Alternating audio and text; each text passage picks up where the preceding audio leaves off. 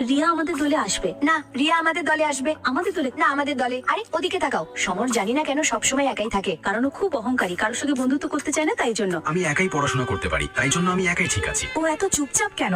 কারোর সঙ্গে কথা বলে না কেন? সমর, তুমি কি আমাদের তোমার নোটসটা দিতে পারবে? প্লিজ সমর দিয়ে দাও না, পরীক্ষার সময় কাছে এসে গেছে, না হলে আমরা ফেল হয়ে যাব।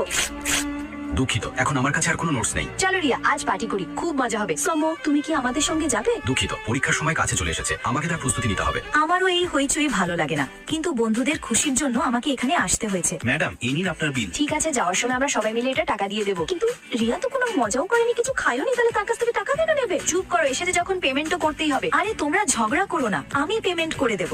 আরে রিয়া, আমাকে তোমার স্কুটির চাবিটা দে না। গতবার তুমি আমার গাড়ি ভেঙে ফিরিয়েছিলে। আরে ইয়ার, তখন তো দুর্ঘটনা হয়ে গিয়েছিল, এবার এমন হবে না। ঠিক আছে, কিন্তু মনে করে সেটা চার্জে লাগিয়ে দিও। হ্যাঁ, লাগিয়ে দেবো, চল বাই। আরে শোন তো, দুঃখিত, আমি তোমাকে কোনো সাহায্য করতে পারবো না। রিয়া পরীক্ষার সময় কাছে চলে এসছে, প্লিজ তুমি কি আমাদের